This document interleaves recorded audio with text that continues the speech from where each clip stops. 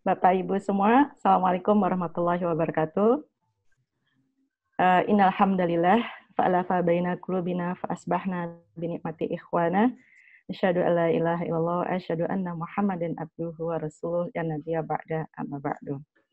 Senang sekali saya Wulandini yang akan bertugas sebagai moderator bisa berada di forum bersama Bapak Ibu pagi ini untuk memperluas bentang wawasan kita tentang pendidikan selama kurang lebih 2 jam ke depan.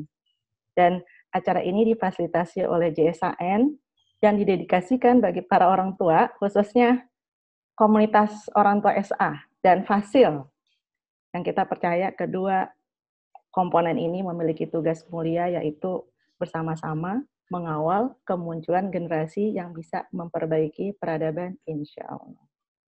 Nah, sebelumnya mari kita buka pertemuan kita dengan membaca basmalah. Bismillahirrahmanirrahim. Baik, Bapak Ibu, tadi saya menyinggung tentang tugas orang tua dan fasil untuk bersama-sama mengawal kemunculan generasi yang bisa memperbaiki peradaban, insya Allah.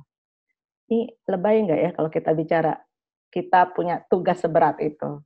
Tapi sesungguhnya memang begitulah ya yang kita harus sadari bahwa tugas besar ini memang ada di pundak kita. Dan itu sesungguhnya dimulai dari langkah yang kita lakukan dari rumah. Rumah sebagai markas keluarga. Apalagi di masa pandemi COVID-19 ya, Bapak Ibu, rumah bahkan semakin disoroti sebagai kunci keberhasilan pendidikan untuk anak-anak kita. Nah, inilah yang kemudian menjadi dasar pilihan topik pagi ini, yaitu strategi memunculkan perubahan nyata melalui new routine selama learn from home. Saya mau highlight perubahan nyata. Ya. Nanti kenapa di-highlight? Ya, karena selama Eleva, udah bukan rahasia lagi ya Bapak Ibu ya, bahwa orang tua juga fasil, mungkin kedapatan juga tuh mati gaya dalam mendampingi anak selama learn from home. Ya, kita buka referensi, cari cara supaya Eleva yang kita dampingi bisa efektif. Efektif itu maksudnya anak belajar senang, kemudian memahami pelajaran yang disampaikan, dan tidak cukup berhenti hanya paham saja, tapi dilanjutkan dengan menggunakan pemahaman itu untuk membuat perubahan perilaku dan kebiasaan baru. Nah ini nih yang seringnya kita stop, anak paham, bisa menceritakan apa yang dijelaskan, selesai, tapi sebetulnya setelah itu, ada lagi PR kita memastikan bahwa mereka melakukan perubahan kebiasaan dan perilaku. Nah, itulah yang kemudian mengangkat topik ini, highlight-nya perubahan. Dan untuk mengelaborasi topik ini kehormatan sekali Ibu Lola Mareta sebagai narasumber. Assalamualaikum Bu Lola. Saya mau menyapa Ibu dengan pantun. Boleh dijawab ya Bu? Siap-siap. Ya, pantunnya. Sim-sim terima kasih, simpak daun ketapang. Kepada Ibu Lola terima kasih. Apa kabar Jepang? Nah, jawab Bu. Sakura indah dan mekar. Alhamdulillah, Jepang berkabar. Halo. Jadi di sana gimana Bu? Kondisi COVID-19, sekolah udah masuk sekolah, anak-anak sekolah udah masuk lagi atau gimana Bu? Kemarin sih saya dengar dari bicara-bicara, masuknya seminggu sekali. Karena kan shift-shiftan ya, nggak semua anak masuk di kelas gitu. Terus belajarnya juga seperti hari belajar biasa gitu. Lalu dilakukan dengan protokol kesehatannya. Jadi selebihnya pada saat dia di rumah, banyak hal yang dia lakukan dan banyak tuh di TV diliatin. Wah, ini kok kayak sekolah alam gitu. Nanti mungkin bisa memunculkan beberapa film yang sudah saya kirim bahwa membuat perubahannya seperti itu, gitu. Baik, nanti kita bongkar ya Bu di penjelasan Ibu ya. Yeah. Nah, Bapak Ibu sedikit behind the scene ya ketika mengajukan topik ini, itu judulnya kan tadi ya, strategi memunculkan perubahan nyata. Itu Bu Lola ketika kita konsultasikan topik ini menekankan sekali bahwa harus ada kata perubahan nyatanya itu betul-betul muncul gitu. Saya pikir, wah ini emang Bu Lola banget deh. Personal branding Bu Lola itu kalau nggak ada perubahan, aduh sayang-sayang ibaratnya. Jadi kalau sekarang kita berkumpul, mudah-mudahan memang niat untuk belajar dan niat juga untuk bisa komitmen membuat perubahan, insya Allah. Baik, berikutnya saya izin bacakan CV Ibu ya, Bu. Ya, makasih. Baik, saya akan share screen.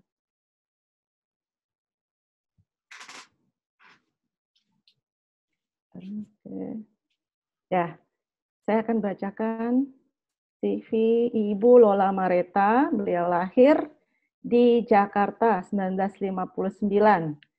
Nah, beliau 4 bersaudara, Lola Mareta, Lendo Novo, Laura, dan Leo almarhum.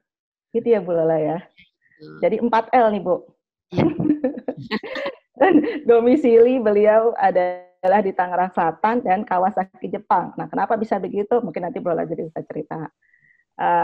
SMA Kanita Jakarta, kemudian setelah itu melanjutkan ke IKIP Jakarta. Jadi background beliau adalah pendidik asli, gitu ya. Kalau saya fake, bukan dari pendidikan. Kemudian pengalaman menjadi pendidik tahun 94, kurang lebih 5 tahun bergabung bersama Sekolah Global Jaya, dan itu di masa-masa startup ya Bu ya? Ya. Mulai ya. Jadi tahu banget tuh gimana men-startup sekolah ya yang berkualitas, sehingga banyak yang belajar kepada Ibu Lola. Berikutnya tahun 90 bergabung bersama sebelumnya bergabung di Sekolah Al-Izhar dan pernah juga di TK Regency. Nah, pengalaman sebagai trainer, beliau adalah trainer utama dalam Great Bootcamp atau GBC, dan kegiatan kita juga disebut GBC 1. Itu adalah sebuah sesi training selama 1 minggu, yang itu ada 6 seri, masing-masing seri judulnya Bapak Ibu bisa baca di sini. Dan yang mengikuti ini sudah banyak sekali sekolah-sekolah, fasilitator, owner sekolah, kemudian praktisi lainnya ya yang ingin mengembangkan dan melihat strategi-strategi pengembangan sekolah. Beliau juga pernah bergabung bersama World Vision Indonesia dalam program pendidikan yang tersebar di Nias, Pontianak, Bontang, Aceh, Lampung, Bengkulu, Sumba, Papua, Tobelo. Jadi bisa dibayangkan bagaimana pengalaman beliau tidak hanya di Jakarta dan sekitarnya. Bu Lola juga membuat program educational trip, yaitu perjalanan yang di Malaysia,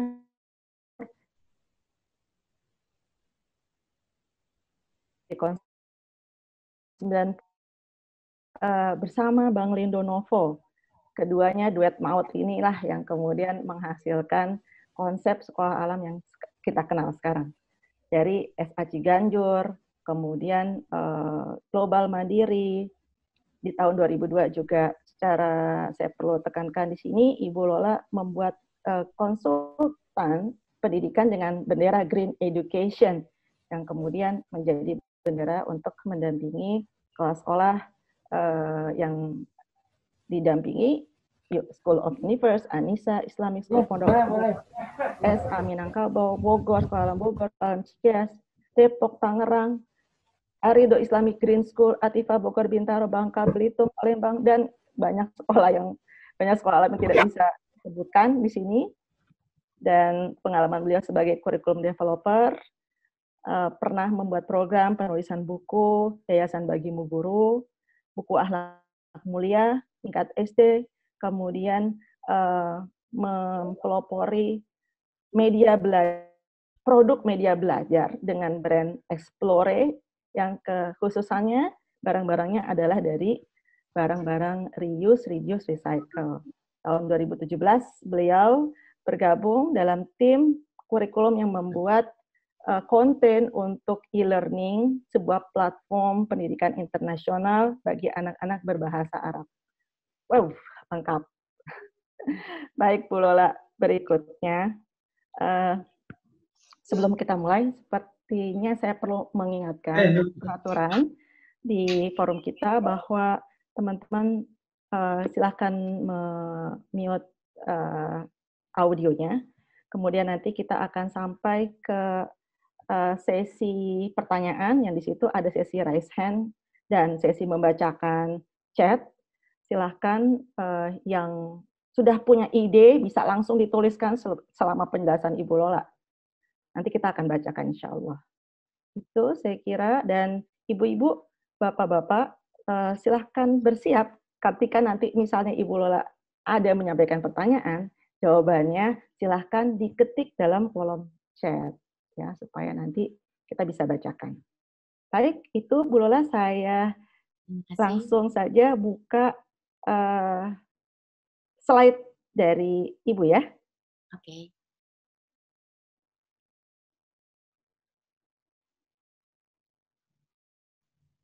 Silakan Bu. Assalamualaikum semuanya.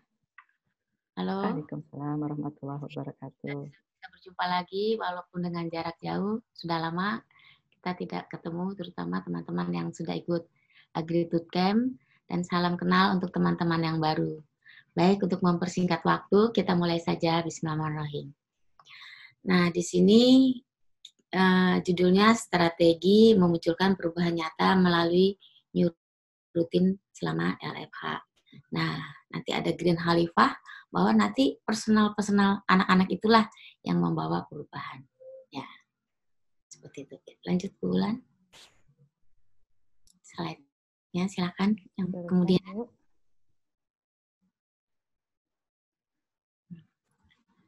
Learning is constant process of discovery. Jadi harus secara konstan, disiplin ya, untuk mendapatkan sesuatu yang kita harapkan menjadi suatu kenyataan. Ya, lanjut. Silakan Bu Ulan, lanjut. Nah, jadi anak-anak nanti yang membawa perubahan, ya di sini kita sebut Green Khalifah, itu tujuannya supaya apa yang saya utarakan ini menjadi satu kunci dari Green Khalifah Ganifah. Green Khalifah itu yang membawa perubahan. Jadi kalau lihat apa-apa dia menjadi lebih kritis, lalu self-directed learner, jadi dia bisa mengacukan dirinya sendiri ya untuk mau belajar. Ya, kalau dari teman saya yang di Finland bilang itu, kalau anak di sana 3 tahun itu self-directed learner-nya udah jadi begitu. Kalau di Jepang itu 3 bulan untuk kemandirian membariskan dirinya sendiri sudah jadi gitu. Nah, yang seperti itu so far saya belum terlalu melihat bentuk nyata ya di Indonesia waktu dulu saya masa sekolah. Nggak tahu kalau sekarang ya, apakah sudah ada targetnya secara menyeluruh satu negeri di Indonesia, anak 3 tahun itu sudah mandiri untuk dirinya sendiri. Untuk kelas 3 itu sudah ada self-direction learner sendiri. Nah, itu saya belum terlalu lihat nyata. Nah, mungkin nanti dengan cara kita menjalani ini, insya Allah itu bisa termunculkan. Ya, lalu menjadi problem solver. Jadi kalau lihat apa-apa, wah ini gimana nih cara menyikapinya, cara menyelesaikannya. Nah, itu akan kita bangun dengan bentuk pembelajaran yang kebetulan ada di bentuk rumah atau learn from home ini, yang nanti hasilnya kita bisa lihat menjadi suatu perubahan, dan disitulah kita bisa merasakan bahwa oh ternyata anak-anak itu juga bisa menyelesaikan masalah-masalah di sekitarnya yang sederhana ya, terutama sekarang di rumah gitu. Lalu communicator, jadi dia harus bisa mengutarakan dengan betul apa-apa yang dia pikir secara runut dan mudah ditangkap orang. Nah, itu perlu berulang-ulang sehingga nanti anak-anak akan bisa menjadi pembiasaan dirinya menjadi efektif komunikator. lalu creative thinkers ya. Jadi kalau dia mau men-solve sesuatu, nggak ada ini, dia bisa melakukan dengan, oh cara begini, begitu. Lalu kemudian collaborator workers ya. Jadi membiasakan anak untuk bisa bekerja dengan beberapa orang. Nanti di situ bisa terasa bahwa oh nanti dari sini aku harus dapat bagian di sini. Ini tanggung jawab masing-masing. Aku harus seperti ini. Nah makanya kalau di sekolah alam, anak-anak yang di sekolah alam itu kan kadang seringnya belajar itu secara kelompok. Nanti dengan sendirinya kalau saat diskusi itu yang menjadi pemimpin tuh akan muncul sendiri. Lalu kemudian nanti yang bisa mencatat, merekod, itu nanti dengan sendirinya ada skill muncul sendiri dan selanjutnya. Sehingga kolaborasi bekerja itu satu-satu orang itu berkepentingan dengan yang lainnya menghasilkan sesuatu yang baru dan menjadi sesuatu yang lebih baik. Nah, yang terakhir itu moral and tolerance individual. Di situ dari karakter-karakter yang kita bangun sebelumnya itu bisa membawa anak kita menjadi a global citizen, ya. Global citizen itu sangat perlu karena kita di muka bumi ini bersama-sama menjadi khalifah untuk membuat bumi kita sustain. Gimana bumi kita sustain seperti itu, ya? Nah, jadi dari semua tujuan itu akan menuju kepada target-target kita supaya Green Khalifah itu sendiri betul-betul bisa membawa perubahan. Kita harus ada spek secara terukur jangka pendek ini apa nih yang kita harus lakukan, ya. Lalu apa nih? Lalu jangka panjang seperti apa? Nah, itu di banyak negara ya saya perhatikan dari teman-teman saya, guru di Australia, guru di Jepang, guru di mana-mana lah, guru-guru teman saya yang sudah luar Indonesia itu kalau kita berkomunikasi, itu grand design dari kurikulumnya jelas. Jangka pendek itu negerinya akan menjadikan anaknya seperti ini, jangka menengah seperti ini, jangka panjang seperti ini. Jadi perubahan bangsa itu makin ke depan itu makin baik tuh kerasa gitu ya. Itu juga terlihat dari buku paket ya, buku paket jangka menengah udah beda lagi ya. Itu jangka panjang udah beda lagi karena kan kita sudah ada satu perubahan. Jadi nggak bisa lagi pakai buku yang lama itu bentuknya. Jadi bukan buku paket yang covernya diganti lalu isinya dirubah-rubah sedikit, tidak, tapi emang menuju sesuatu yang sudah didapat lalu menjadi satu ke depan yang lebih baik lagi.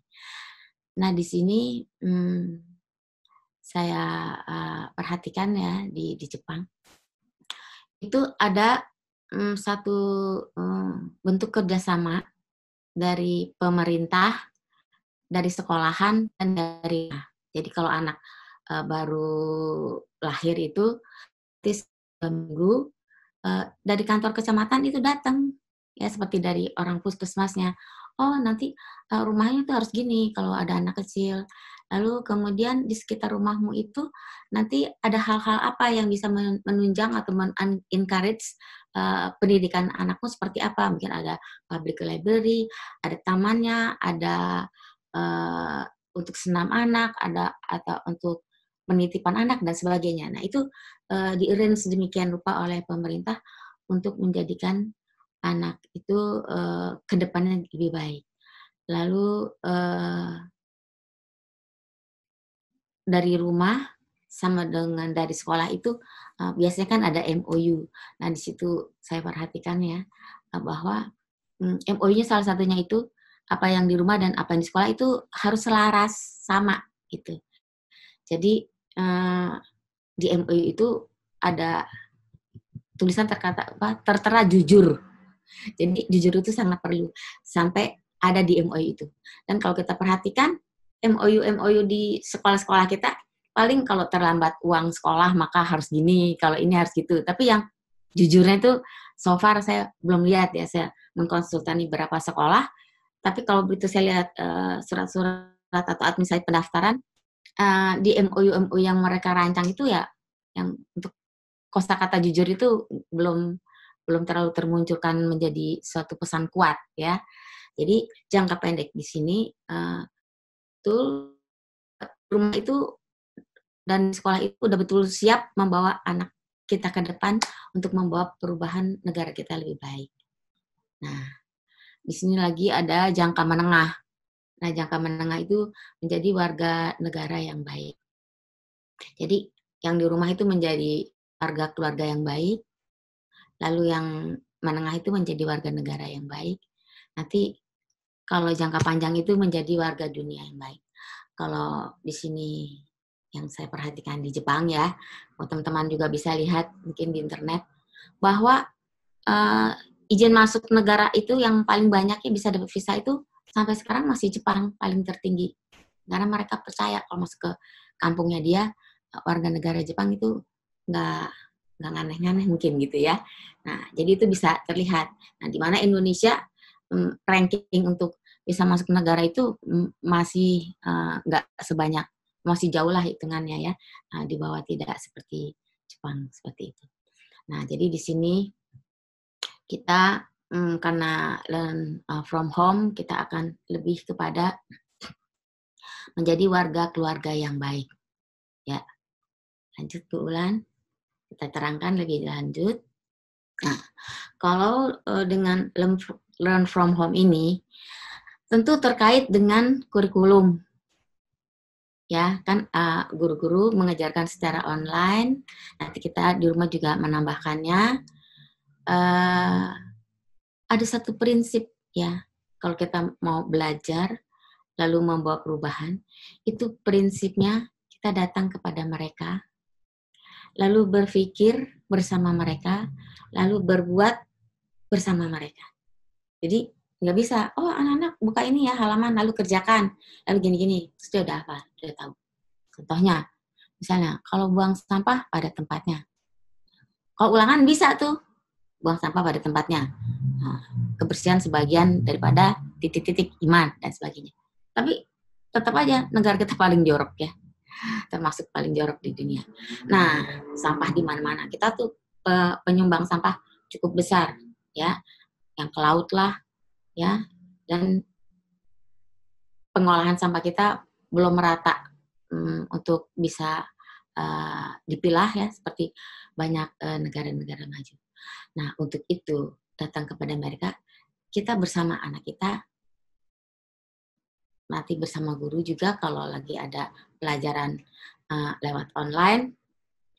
Lalu setelah kita dapat pelajaran lewat online tersebut, ya kita berpikir bersama anak kita, sebaiknya apa nih kita setelah ini, ya.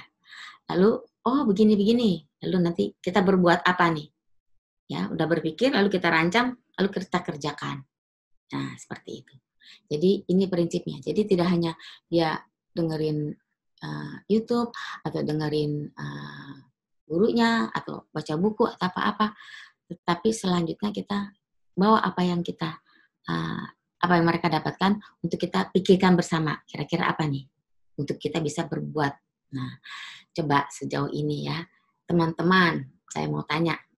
Nah, kira-kira pelajaran apa dari TK sampai dengan SMA yang sebegitu kita terima dari guru kita, atau kita pelajari dari buku, perubahan apa yang membawa sesuatu lebih baik di keseharian kehidupan kita? Oke, Bu Lola, kita minta partisipan untuk menjawabnya di chat ya, Bu. Ya, dari materi pelajaran apa ya? Oke, boleh diulangi lagi, Bu, pertanyaannya. Bapak Ibu siap untuk mengetik jawabannya. Dari TK sampai dengan SMA, materi pelajaran apa yang guru kita pernah kasih, lalu itu terjadi merupakan satu perubahan dari kehidupan kita sehari-hari, ya terutama kita sendiri atau di rumah kita. Tapi kalaupun ada yang pernah tahu untuk jadi satu negara kita dari materi pelajaran yang kita terima buat perubahan, silakan dikabarkan kepada kami. Kira-kira apa? Oke, ada yang jawab nih, Bu ya. Orang tua dari Tubi Widiadi, disiplin, pelajaran agama. Kemudian orang tuanya Lintang, pelajaran agama PPKN, matematika. Mungkin lebih bisa spesifik, matematikanya tentang apa? Dalam bentuk perbuatan ya. dalam bentuk perbuatan. Jadi perbuatannya apa? Pendidikan itu Ya, kan bukan mata pelajarannya ya Bu ya. Berarti jawabannya ya? skill ada karakter. Ya. Nah, itu untuk karakter. Sekarang skill apa tuh yang kita dapat? Oke, skill apa Bu ya yang Ibu dapat dari pelajaran dulu di sekolah? Dari Oke. menjadi skill apa yang Ibu dapat? Ada yang bilang menyimpan sampah sebelum ketemu tong sampah. Nah, Itu bagus. ada doa sehari-hari. Hmm. Ada yang bilang juga lupa semua pelajaran SD sampai SMP. Yeah. Oke, itu agama tentang adab memberi barang kepada orang lain. Sholat gerhana. Oh ya, menghormati guru, jujur dalam segala hal, adab berbakti kepada orang tua. Gitu Bu. Ya. Antara lain jawabannya. Ya, bagus ya.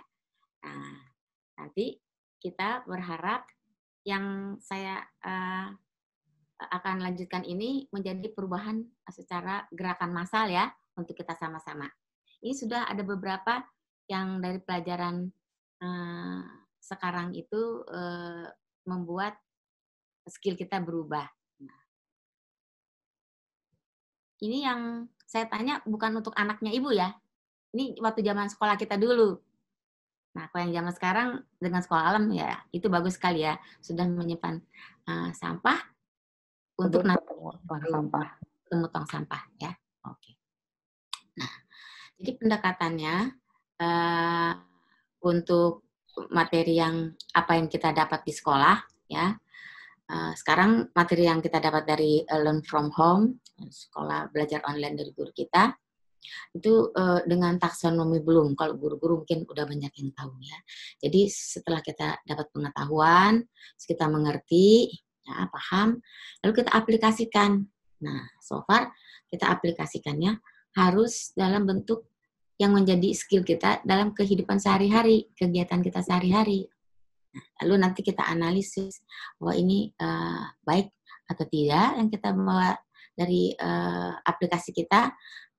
Kalau baik, bagaimana nih kita caranya bisa ini berlaku sama di keluarga kita. Kalau bisa nanti di komplek kita atau di seluruh anak di kelas kita. Nah itu nanti betul-betul bisa masuk kita kepada warga negara yang baik. So far kita sekarang karena learn from home menjadi warga keluarga yang baik dulu. Lalu mensintesisnya, lalu mengevaluasinya. Wah kalau ini udah bagus nih, ya dengan sintesis kita gini kita harusnya yang ini begini nih biar lebih ini harus begini biar nanti ini lebih efektif dari apa aplikasi yang kita berikan lebih bermanfaat begitu. Nah untuk kita menganalisa dan mensintesis itu perlu membuatnya ya secara rangka mind map. Kalau ini gimana. Nah itu namanya datang kepada mereka lalu mendiskusikan bersama mereka untuk membuat step-step ke depannya nanti lebih baik lagi setelah apa yang mereka lakukan, anak-anak kita lakukan, ya. Jadi biasakan kalau kita udah berpikir bersama anak-anak, coret-coretannya bentuknya mind map. Nah nanti baru dirapikan dalam bentuk poin-poin tahapan ini, nanti ini, supaya kita bisa mengevaluasinya lebih mudah. Ya, oke lanjut Bu Ulan. Nah, kalau di Jepang itu lebih gampang ya, karena memang mereka membuat suatu bentuk buku pembelajaran itu sampai dengan skill yang bisa dilakukan sehari-hari di rumahnya. Ini ada macam-macam. Nah, salah satunya, misalnya nih ya, yang di tengah-tengah belajar ke laut kita, ya. Lalu kita nanti dapat melihat, oh ada kerang, oh ada ini. Kadang-kadang kan di laut ada pasar ikannya. Oh banyak ya ikan-ikan seperti itu. Nah, jadi kita mengetahui banyak hasil dari laut tersebut. Dan di laut itu kita bisa berenang, bisa santai-santai, bisa naik boat, jadi transportasi, jadi bahan konsumsi kita, bisa tempat olahraga, dan selanjutnya. Jadi banyak fungsinya. Nah, itu kita diskusikan. Itu. Selanjutnya anak-anak nanti setelah dia udah banyak belajar tentang laut, ya hasil lautnya, lalu diajarkan untuk salah satu atau dua untuk mengolahnya. Nah, coba Bulan yang bagian gambar yang mengolah makanannya.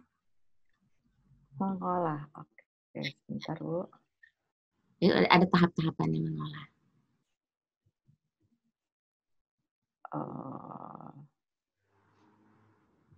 Jadi yang kalau saya zaman dulu saya ingat ya, kalau saya belajar tentang laut, laut ini menghasilkan ini, laut ini yang terus ulangan, udah selesai. Tapi saya nggak jaga laut saya nggak tahu bahwa itu bisa sangat berharga. Lalu pelaut-pelaut kita padahal ikannya kadang-kadang pelaut lain yang ambil. Nah, jadi karena dari kecil itu nggak dibuat lebih aware ya terhadap hasil bumi kita sendiri. Nah, di sini ada gambar cumi, ikan, ya. Lalu ada cara memasaknya. Nah, lalu kemudian nanti ditambah sama apa? Kemudian mereka tinggal menyajikannya. Jadi, dari pelajaran tentang laut, lalu kemudian hasil lautnya, lalu kemudian bagaimana mengolahnya, lalu dirasakannya bagaimana. Nanti di halaman-halaman yang lain tuh biasanya bagaimana kita merawat laut kita. Jadi nggak buang sampah apa-apa ke laut. Gitu. Jadi walaupun kadang-kadang kita ke kampung nelayan ya kita lihat, tapi sampah di pinggir pantai itu macam-macam gitu. Padahal dia tahu orang tuanya atau mungkin dia sendiri ikut membantu untuk mengambil hasil bumi dari laut, tapi tidak merawatnya karena alur berpikir dan masuk ke skill-nya itu berikut pemahaman untuk perawatnya itu tidak diteruskan ya dalam pembelajarannya. Hanya udah tahu bisa menjawab ini selesai lalu kita kejar NEM gitu kan.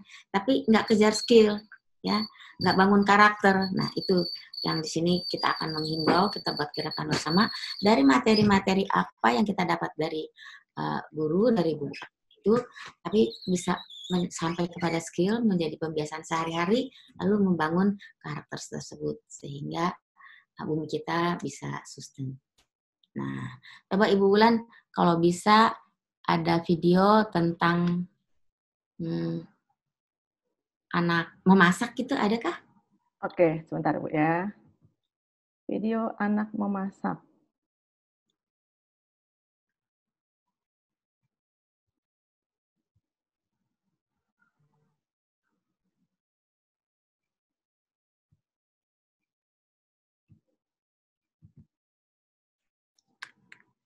Nah, kalau di sini saya perhatikan, nah ini dari TV ya, tapi sebetulnya cucu saya sendiri juga memasak, karena dari TK kan udah pelajaran masak. Nah, anak-anak tuh sudah biasa masak, ya, dilatihkan. Dan dia paham betul dari pembelajaran di sekolahnya dan dari diskusinya itu, bahwa apa yang kita manfaatkan dari bumi itu, sumber-sumbernya harus kita rawat, supaya kita sustain, supaya bisa memanfaatkannya terus secara optimal ya. Jadi mau anak SD, mau anak TK, mau anak SMP sesuai dengan levelnya, mereka bisa masak terus. Dia baca tuh dari buku. Lalu dia bikin lagi, mesti gini, mesti gitu ya. Nah, itu dari knowledge masuk kepada skill ya. Nah, kita kadang-kadang masak-masak di sekolahan, masak nasi goreng, tapi kadang-kadang nggak nyambung. Kalau misalnya itu pelajarannya di laut seperti apa, kalau misalnya pelajaran hasil bumi yang lain itu seperti apa, lalu bagaimana kita merawatnya supaya kita bisa terus berkelanjutan untuk bisa memanfaatkannya dengan baik. Lalu dia bertanggung jawab pada saat memasak, membereskan kembali keamanan untuk dirinya, safety prosedurnya. Mereka tahu sampai kalaupun mereka pergi ke supermarket tuh ya, mereka walaupun anak kecil gitu ya SD, SMP, dia bisa tahu ini udah deket expired atau apa. Aku waktu di Indonesia sebelum-sebelumnya nggak terlalu perhatikan walaupun sudah ada bentuk expired ya, tulisan expired di kemasan, tapi nggak terlalu aware karena untuk memilih makanan di supermarket pun belum ada insya Allah ya, saya belum ketemu ya, di sekolah mengajarkan ya, kok ke supermarket, kamu beli produk ini harus baca itunya, lalu harus baca ingredients-nya dan sebagainya. Nah, kira-kira gitu. Lalu satu lagi, yang misalnya untuk tumbuh-tumbuhan, ya, nah, bagaimana nih? Kan sekolah alam sudah ada Green Lab. Nah, itu sebetulnya hal-hal yang saya rancangkan, saya konsepkan untuk sekolah alam agar anak bisa memahami ya bahwa proses menanam itu lama, lalu kemudian kalau udah berhasil itu sangat bermanfaat buat kita, sehingga kalaupun kita sudah mengolahnya, sebaiknya makannya harus habis. Nah, itu kadang-kadang kenapa harus habisnya itu kita nggak mengulasnya ya, nggak datang kepada mereka, lalu melakukannya bersama-sama. Nah, kalau Jepang itu ada tuh ya, namanya 50 karakter. Nah, itu betul-betul terkonsepkan mulai dari TK sampai dengan SMA, 50 karakter. Salah satu karakternya, misalnya untuk makanan tersebut, ambil yang kau suka, lalu ya, habiskan yang kau ambil. Nah, itu ada tuh. Jadi, anak-anak Jepang itu kalau makan, jarang tuh sisa-sisa kayak kita. Ya, apalagi dia kan piringnya kecil-kecil banyak ya kalau di Jepang. Jadi kelihatan gitu, ini udah habis belum buahnya, ini udah habis belum sayurnya, ini udah habis belum lauk lainnya. Jadi semua karakter itu harus dilakukan berulang-ulang, ya. Lalu dipastikan itu menjadi suatu bentuk rutin. Nah, sekarang nih rutin di rumah kita mulai bersama supaya itu betul-betul menjadi suatu sikap baik ya, yang membawa perubahan mulai dari rumah, di sekolah, dan kita harapkan jadi semua warga negara gitu. Jadi tidak banyak sampah basah yang harus kita buang. Nah, di situ juga ya untuk menu makanan. Nah, dari TK sampai SMA kalau di Jepang itu dibuatkan dari sekolah menu makanannya. Karena apa? Karena pemerintahnya mau memastikan bahwa gizi anak itu untuk supaya tumbuh baik harus begini-begini. Jadi kalau dulu waktu belum ada pandemi, ya makanannya semua dari sekolahan dengan menu yang sudah di-set sedemikian rupa, dan menu itu orang tua juga tahu. Nah, seperti anak saya nih, cucu saya kan Islam ya, jadi kalau dapat makanan dari daycare-nya, babi atau apa kan kita nggak bisa makan. Nah, dikasih menunya biar makannya sama dengan orang-orang. Jadi harus dipastikan sama, bukan karena dia Islam, tadi kamu bawa aja makanan dari rumah ya, terus makannya. Nah, kalau dia bawanya mie instan terus kayak gimana? Nah, itu kan nggak cocok. Jadi gizi-gizi yang kita berikan kepada anak-anak itu bisa membawa pertumbuhan fisiknya, pikirannya, dan sebagainya. Itu terdiskusikan dengan baik. Ini kamu makan sayur nih supaya ini, kamu makan ini supaya itu. Nah, supaya terekam. Jadi nggak hanya 4 sehat 5 sempurna, lalu pas ulangan bisa gitu, ada susunya lah sampai sempurna. Tapi habis itu gimana? Makanya nanti jajan yang di depan kelas atau di depan sekolah tuh ya, kalau di sekolah-sekolah negeri yang warnanya nggak jelas, apa-apa, karena nggak ada bentuk kerjasama antara pemerintah, sekolah, dan rumah yang betul-betul close, jujur, dan terpantau sehari-hari ya, instan begitu. Ya. Oke, lanjut sekarang. Nah, ini ada model kegiatan yang kita rancang ya. Nah, untuk bagaimana sekiranya kita buat perubahan di rumah dari learn from home, dari materi pelajaran yang kita dapatkan dari guru kita atau dari buku paket yang guru kita ajarkan. Ya, di sini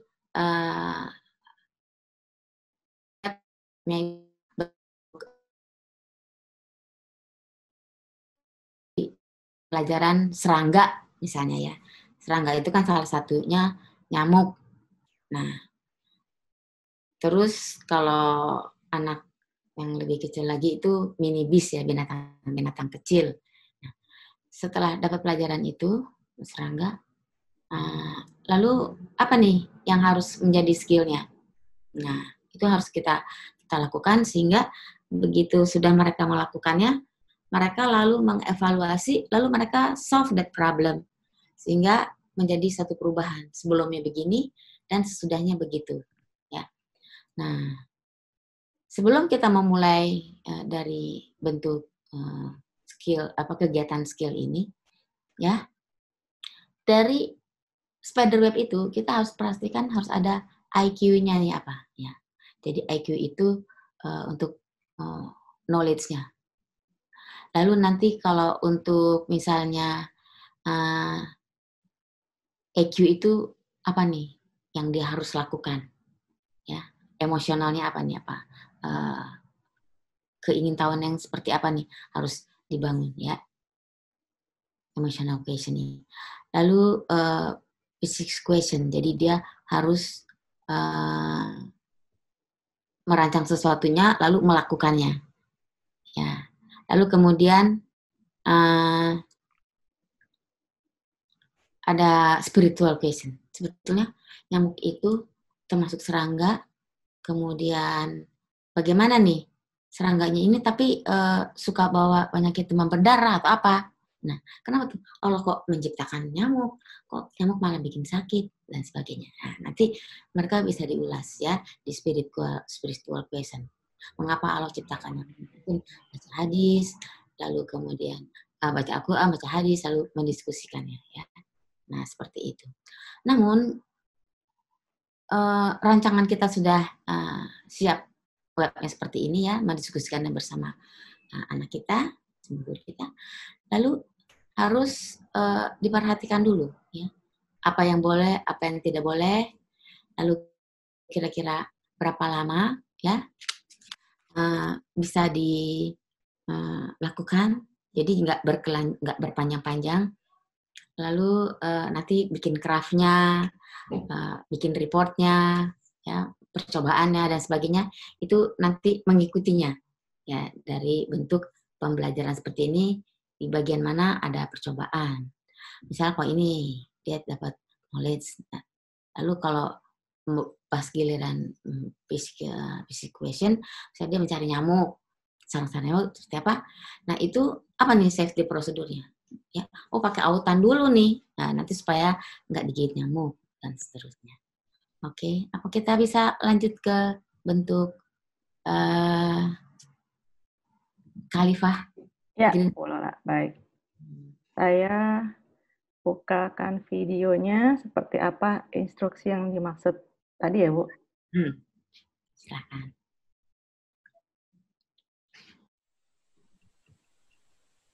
Detik, nyamuk bisa mengepakkan sayapnya sebanyak 600 kali. Wah, banyak sekali ya. Dan juga, apa kalian tahu berapa banyak jenis-jenis nyamuk? Ada 3.500 jenis nyamuk. Dan juga masih banyak misteri-misteri lain tentang nyamuk. Ayo kita meneliti lebih jauh tentang nyamuk. Kita ke misi yang pertama. Kalian harus menemukan foto-foto 10 jenis nyamuk. Kalian bisa mencarinya di ensiklopedia atau di internet. IQ. Melakukan pencarian di internet, caranya seperti ini. Kita ketik google.com. Lalu di kotak pencarian, kita ketik 10 foto jenis-jenis nyamuk. Lalu kalian bisa membuka artikel-artikel yang ada. Atau mengklik tombol foto untuk melihat gambar-gambar yang ditampilkan. Jika kalian mengalami kesulitan, jangan lupa untuk meminta bantuan dan bimbingan orang yang lebih tua. Jadi kalau sudah ketemu 10, disimpan dulu ya. Tapi jangan lupa, di antara ke-10 jenis itu harus ada nyamuk DBD, nyamuk demam berdarah, nyamuk malaria, dan nyamuk yang menyebabkan kaki gajah. Selain mencari foto, kalian juga harus mencari tahu apa sih makanannya nyamuk dan kenapa hanya nyamuk betina yang menyedot darah kita. Agar tidak lupa, jawabannya dicatat di kertas dulu ya. Oke, selamat mencari. Jangan lupa YouTube-nya di pause dulu. Kalau sudah selesai, kita kembali lagi. Halo teman-teman, kembali lagi. Bagaimana misi pertama kalian? Apakah susah? Ingat ya, kalau mendapat kesulitan, jangan lupa minta bimbingan kepada orang yang lebih tua. Oke, misi kita selanjutnya, misi kedua, yaitu mencari nyamuk di dalam Al-Quran. Di sini kita akan mencari ayat Al-Quran yang berkaitan dengan nyamuk. Caranya, kamu bisa melakukannya lagi di internet atau mencari di buku tafsir Al-Quran. Jangan lupa membaca tafsirannya ya, agar pengertian kamu lebih mendalam. Selamat mencari, kita pause lagi YouTube-nya. Kalau sudah, kita sambung lagi. Oke, kembali lagi. Gimana? Misi kedua mudah ya? Sekarang kita menuju ke misi yang ketiga. Misi ini adalah misi yang paling seru, karena kita akan mencari nyamuk di sekitar kita. Biasanya kalau di sekitar rumah kita banyak nyamuk, itu tandanya banyak sarang nyamuk. Karena nyamuk itu suka bersarang di tempat yang kotor dan tempat yang banyak genangan airnya. Jadi, ayo kita CBWA. Apa itu CBWA? Itu artinya Control by Walking Around. Jadi, kita berkeliling ke rumah atau ke pekarangan untuk memeriksa. Sebelum itu, kita buat denah rumah kita dulu seperti yang ini. Ada dapurnya, ada kamar mandinya, ada kamar tidurnya, dan lain-lain. Lalu, kita akan bawa denah itu keliling rumah dan ke pekarangan. Lalu, tandai di mana adanya nyamuk, seperti ini.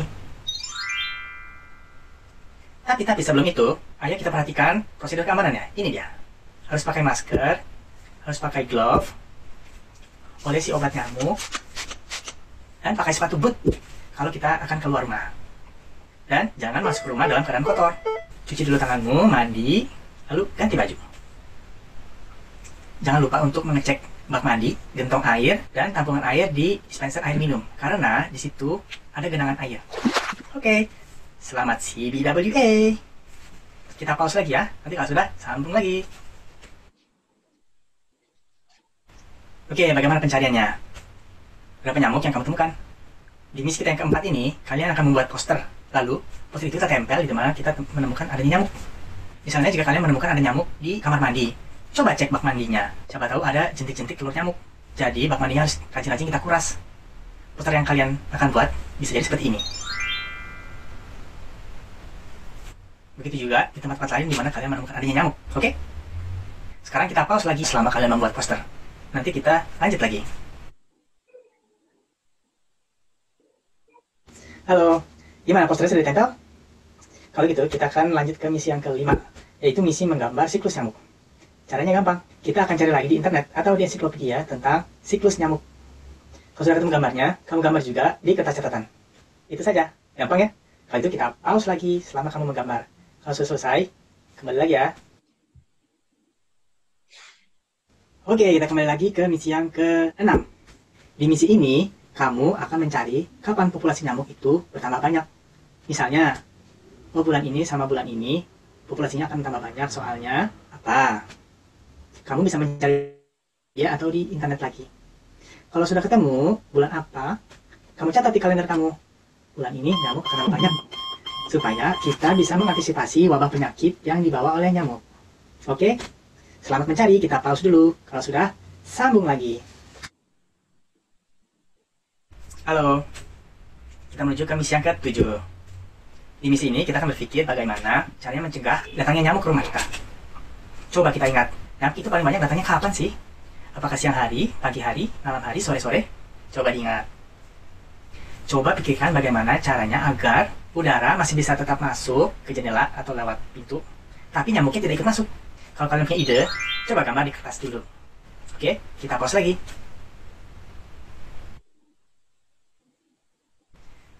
Oke, akhirnya kita sampai ke misi yang terakhir. Misi ke-8 ini, yaitu misi membuat video.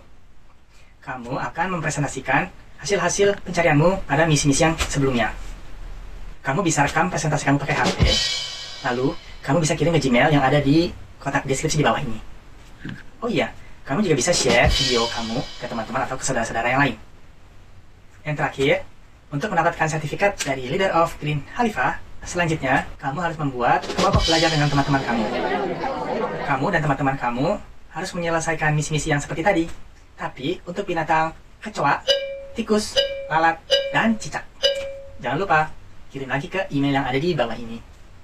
Nanti, sertifikatnya akan kami kirim. Oh iya, di kotak deskripsi di bawah juga ada bonus quiz. Isi kuisnya itu untuk mengulang apa yang telah kalian selesaikan dan kalian pelajari di misi-misi yang sebelumnya. Jangan lupa dicoba ya. Dadah! Nah, kira-kira seperti itu ya. Jadi, kita bisa lihat perubahan. Jadi, sebelum anak nanti melakukan suatu kegiatan tersebut, di buat satu rekaman before after. Mungkin sebelumnya kamar mandinya gimana, sesudahnya seperti apa. Nah, jadi ini ada challenge-challenge yang lain, ya, bentuk spanduk seperti itu. Mungkin nanti kalau mau ditambahkan juga boleh ya, pengembangan web-web ini, atau mau ini saja juga baik. Nah, supaya sebelum melakukan kegiatan ini, rumahnya seperti apa? Mungkin ya, sesudahnya seperti apa? Nah, jadi betul-betul apa yang didapati di sekolah dari materi pelajaran serangga misalnya, tetapi bahan yang terjadi di rumah kita, kalau perlu bisa membawa satu lingkungan di kelasnya dia sesuai materi itu, perubahannya apa? Mengarah satu ke kehidupan kita. Hal-hal seperti itu perlu kita membuat satu bentuk cara belajar mengajar di rumah dengan learn from home ini yang membawa perubahan positif di rumah kita. Jadi langkah-langkahnya tentukan mau ada perubahan apa, lalu topiknya seperti apa, lalu buat desain kegiatannya, lalu tahapan-tahapannya. Ini kan ada tahapan what dulu, jadi yang kayak 4W 1H itulah ya, teman-teman pasti sudah biasa. Lalu kemudian gimana, terus kapan, terus siapa, lalu bagaimana, dan selanjutnya. Mungkin dari perubahan di rumah kita itu nanti bisa dilombakan antara kelompok satu dengan kelompok lainnya, ya, masuk kelas ini dan kelas satunya lagi, misalnya kelas 4 ada paralelnya 2 dan seterusnya. Jadi bisa dicoba untuk bentuk challenge ini. Mungkin yang pertama-tama mencoba nyamuknya dulu, lalu kemudian selanjutnya ini bukan serangga lagi ini ya. Ini nanti belajar binatang pengerat atau apa. Oke. Oke, Bu Lola, kita mau tunjukkan oleh Ibu berupa video yang lain. Oh ya, silakan. Ini ada beberapa bentuk-bentuk video, mungkin nanti bisa menginspirasi untuk memperkaya pembelajaran di rumah. Iya, saya bukakan. Tentang gardening. Tentang gardening ya, Bu. Ini kalau di sana, green lab. Ini anak yang gardening gitu. Jadi green lab-nya sudah pindah ke rumah ini. Ini sekarang juga ada. Oh, itu kemudian yang lainnya sebentar.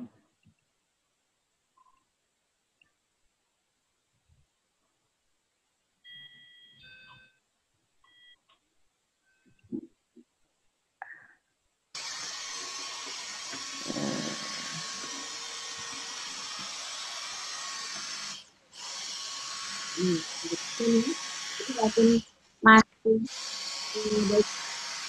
bisa. Ibu suaranya keputus-putus, Bu. Boleh dicoba lagi, Bu, suara Ibu Lola. Ini contoh anak daycare ya, umur 4 tahun, tapi sudah bisa membersihkan karpet sendiri. Ada jadwal kapan dia membersihkan. Jadi kita bangun seperti itu dan harus konstan ya, terus rutin hingga menjadi pembiasaan. Ini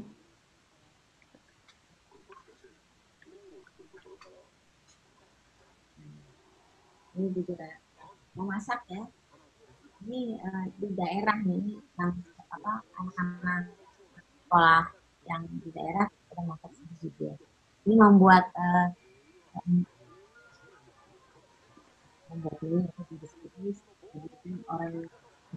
suara Ibu kurang jelas, Bu. Ini kan memasak membuat mie, mana orang Jepang kan suka makan mie. Jadi anak-anak di situ belajar apa yang dapat di sekolah, lalu mencobanya. Kemudian kalau nanti lagi perlu masak, ya dia masak betulan sama ibu, sama adiknya. Jadi satu hal yang biasa. Maka dengan sendirinya dia menghargai alam yang memberikan manfaat kepada dia.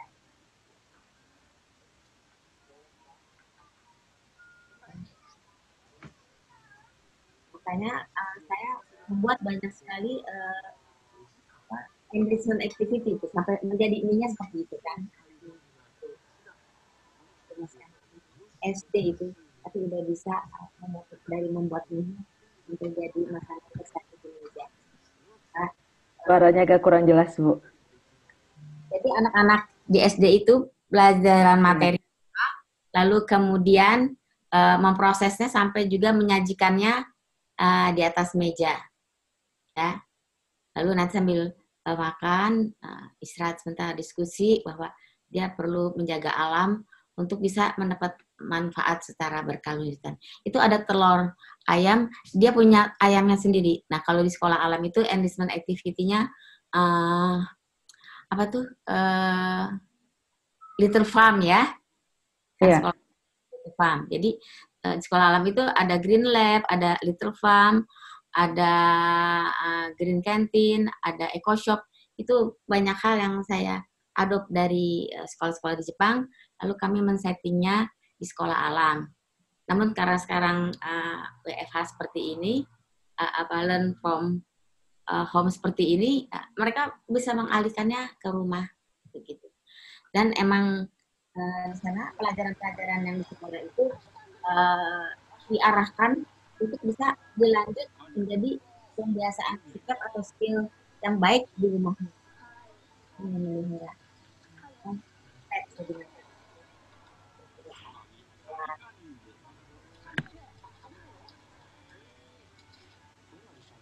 Kucing, ya. Suaranya boleh di itu lagi, Bu, posisi Ibu. Ya, ini memelihara binatang air ya. Nah, ini nama Arya, tadi keluarnya ya, bikin ramen, ininya buat sendiri. Jadi emang orang tua yang berperan untuk bisa lebih optimal lagi dari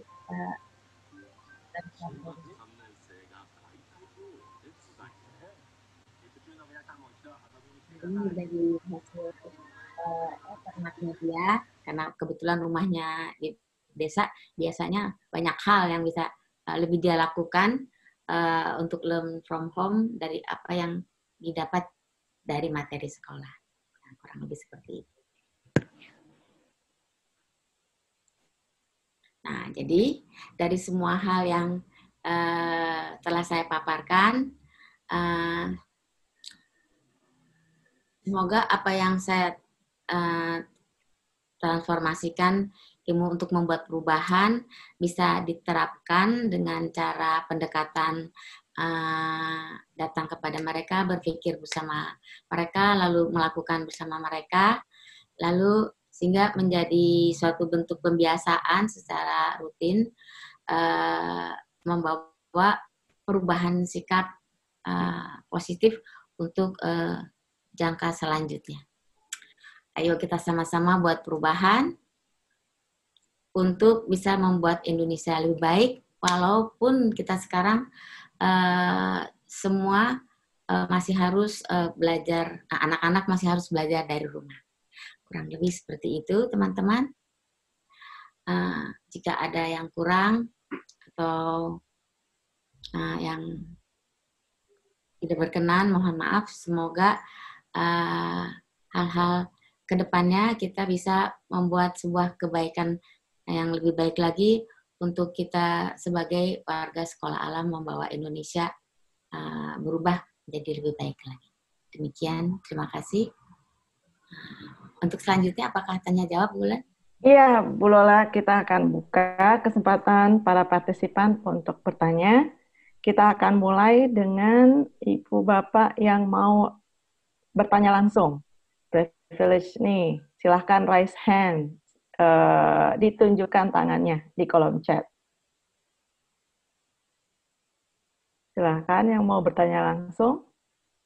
Halo, Assalamualaikum Uni. Alhamdulillah. Apa kabar nih? Nih mau tanya, tadi keren banget ya. Jadi ingat masa-masa buat Spiderweb. Uni mau tanya masalah usia berapa yang bisa anak-anak itu untuk dilakukan challenge seperti itu. Kemudian apa yang tentunya ada persiapan ya Uni ya. Persiapan yang harus dilakukan untuk anak-anak. Bagi orang tua kan nggak sekonyong-konyong. Misalnya tadi berarti kan anak-anak itu harus disiapkan untuk bisa lihat internet, kemudian bisa membuat video, bisa dan lain sebagainya. Jadi sebelum itu usia berapa sebaiknya harus dilakukan persiapan-persiapan dan kita untuk merancang challenge untuk anak-anak. Itu aja Uni, terima kasih. Nah, baik. Nah, jadi kalau di sini itu tidak serta-merta pas kelas sekian atau umur sekian anaknya harus melakukan ini nih sebaiknya dari materi yang diberikan.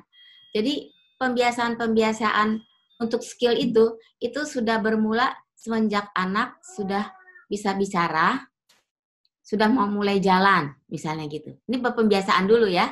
Sehingga nanti kalau udah pada saatnya masuk kepada materi pelajaran di kelas 3 ke atas biasanya yang udah lebih kepada untuk apa yang WA itu ya, watching by walking around itu sebaiknya kelas 3. Tapi bukan berarti di bawah kelas 3 itu tidak bisa melakukan satu perubahan-perubahan di rumahnya. Jadi cucu saya itu begitu udah bisa bicara ya, kalau untuk karakter, kalau dikasih barang kan harus bilang terima kasih gitu. Kalau Jepang tuh arigato gitu. Nah itu sering dikasih. Nah itu nanti anaknya suruh arigato terus pakai nunduk. Itu sebegitu dia bisa ngomong. Jadi jangan nunggu nanti-nanti masuk TK baru kalau dikasih barang terima kasih, kalau masuk ruangan assalamualaikum. Oh nggak begitu. Jadi sebegitu dia udah bisa mengeluarkan kosakata, sebegitu kita mulai untuk skill pembiasaan dulu. Ya, terus kayak tadi dia udah bisa tuh pegang penyedot untuk bersihin karpet dapur. Nah itu udah langsung aja bisa diajarkan. Atau baru bisa belajar jalan, kan anak kecil kalau berjalan kayak terhoyong-hoyong gitu ya. Kemudian kadang-kadang dikasih barang dia bawa-bawa tuh sampai terhoyong-hoyong gitu. Seneng banget pegang barang lalu berjalan terhoyong-hoyong. Nah nanti kalau kita bukain dia cookies untuk emang baby gitu, dan dia udah belajar hoyong, terus kantong bungkus cookiesnya itu kan biasa bentuk saset gitu, kita bilang, buang ke tong sampah itu. Kita siapin aja tong sampah sebesar dia, tong sampah dia sendiri, jangan tong sampah kita yang banyak materi itu. Nah, nanti dia suruh buang situ. Jadi itu udah otomatis. Nah yang kayak gitu kita bangun dulu. Lalu begitu sampai dengan kelas 3, udah logikanya udah lebih terbuka ya, baru deh datang kepada mereka, lalu diskusi, lalu bikin spider web, lalu bikin langkah-langkahnya apa. Nah, sebelum melakukannya, lalu bikin prosedur keamanannya. Nah, jadi emang tidak bisa sekonyong-konyong. Itu dibangun kalau untuk karakter itu dan skill sebegitu kemampuan fisik dan panca inderanya sudah mampu gitu. Kita kasih aja yang simple-simple. Nah, itu saya lihat di daycare-nya anak aku, bayi itu kan merangkai ya. Nah, merangkak itu karena daycare itu banyak ruangan, jadi waktu-waktu tertentu bayi rangkaknya itu disuruh rame-rame merangkak ke ruangan satunya lagi. Sebegitu dia masuk ke ruangan satunya lagi, itu yang bayi rangkak-rangkak itu, ngerti nggak ngerti, gurunya bilang, konnichiwa, tadaima, aku pulang, aku datang. Karena ke guru satu sini, kan dia berjalannya merangkak. Selama-lama, oh kalau mau masuk ruangan, nanti bilang, assalamualaikum. Nah, jadi pembiasaan baik itu terus ditanam. Lama-lama dia merekam, terus kemudian segitu skillnya udah mampu, dia akan otomatis seperti itu. Jadi kalau cucu aku pulang, walaupun umur 2 tahun ya, pulang dari daycare-nya, begitu buka pintu, tadaima, gitu. Karena dia waktu pas umur 1 tahunan gitu, begitu masuk ruangan 1 ruangan, bilang assalamualaikumnya seperti gitu. Nah, jadi halnya seperti itu ya Bu Lela. Jadi pembiasaan-pembiasaan seperti itu dulu ditanamkan sesuai dengan kemampuan fisik dan panca inderanya. Lalu di mana pendekatan datang kepada diskusi dan melakukannya itu mungkin karena ada diskusinya kita mulai dari kelas 3. Kira-kira seperti itu. Masih Baik. ada? Ada Bu. Satu orang lagi yang raise hand, kita kasih kesempatan. Apakah ada, Pak Ali? Ada Pak Ahmad Azfari sama Pak Jaki. Pak Jaki coba, Pak Jaki dulu. Pak Jaki, silakan Pak. Ya, Assalamualaikum. Waalaikumsalam warahmatullahi wabarakatuh. Bisa jumpa lagi dari materinya. Yang mau ditanya, dalam tadi satu paket kegiatan yang di-setting juga, nah apakah itu belum ada gamenya gitu, main-mainnya misalnya? Karena saya kan tugasnya dalam kegiatan pembelajaran itu, kalau saya juga memang fokus di outbound misalnya, fun game, leadership gitu. Nah, itu tadi paket pembelajaran misalnya tadi nyamuk ya. Nah, apakah ada gamenya gitu, kita masukin juga. Nah, satu kedua, apakah semua kegiatan itu harus selesai dalam satu momen itu, apa besok lagi, atau kali nyamuk tadi diselesaikan 1 hari gitu. Pas waktunya itu maksud saya, kapan selesai dalam misalnya yang tadi pembelajaran di klip video tema nyamuk itu. Iya. Per tahap kan, apakah sehari 1, terus itu tadi kan kalau memang udah bisa dimulai dari kelas 3, saya dari jawaban Uni tadi, nah fasenya paling lama berapa waktunya, berapa minggu, atau berapa kali pertemuan, atau 1 hari. Nah, kalau gitu, nah itu jadi thank you responnya. Makasih Uni. Kalau yang tadi mungkin bisa sehari 2 hari, waktu itu udah dicoba oleh anaknya Ibu Bulan 2-3 hari ya Bu Bulan ya. Iya. Dia membuat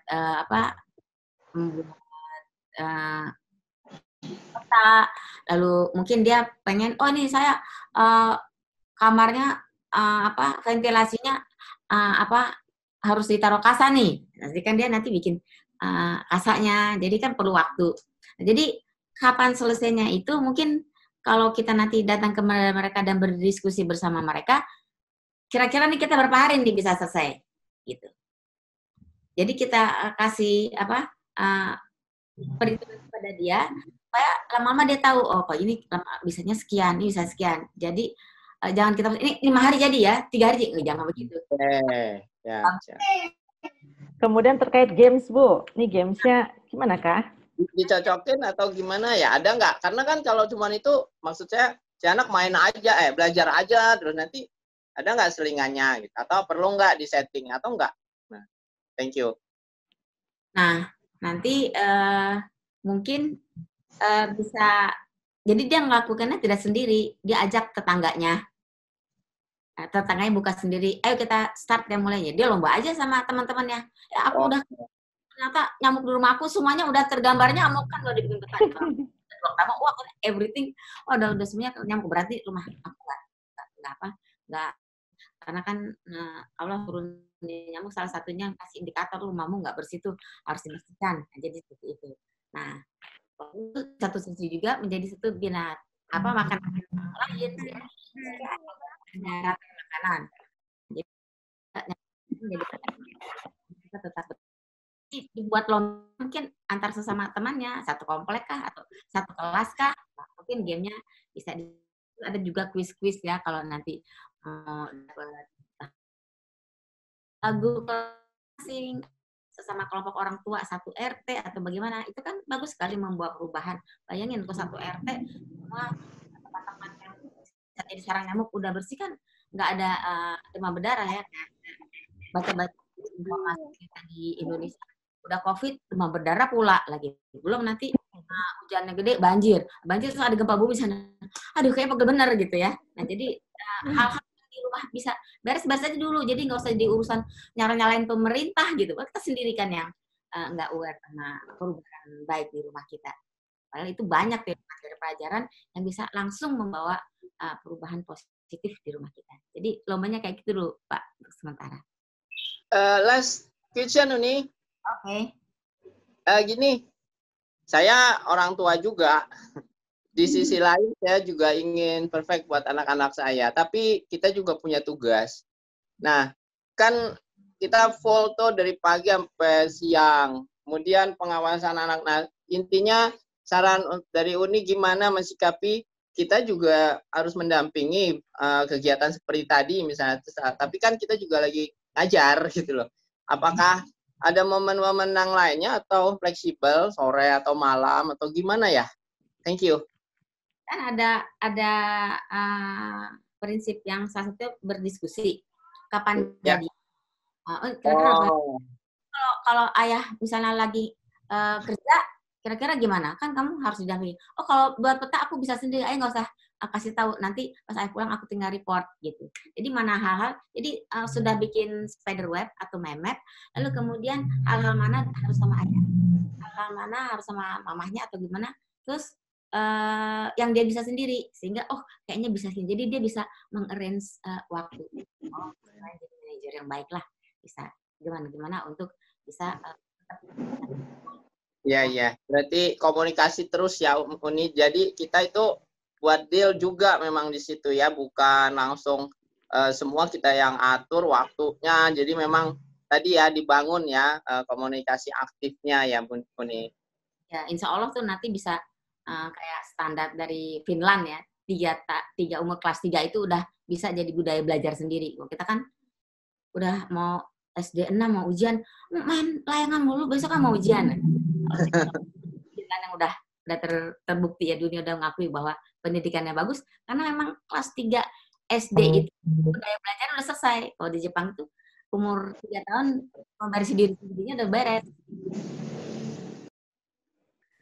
Oke, terima kasih Pak Zaki. Sekarang kita beralih ke pertanyaan-pertanyaan yang muncul di chat ya Bu Lola.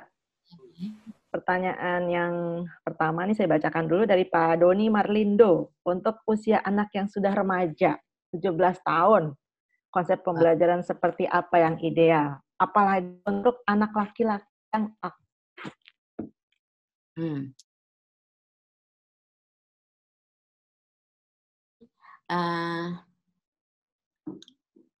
pembelajarannya bukannya terkait sama untuk beresin dia diri sendiri sama lingkungannya ya, tapi nanti kalau dia become jadi orang besar, jadi pemimpin, jadi apa, nah itu bisa ditambahkan tuh hal-hal seperti itu. Ini kamu udah beresin ya rumah kamu, udah beres, udah bersih, pembiasaan, misalnya rumahnya oke nih, kalau gitu kita pilah sampah.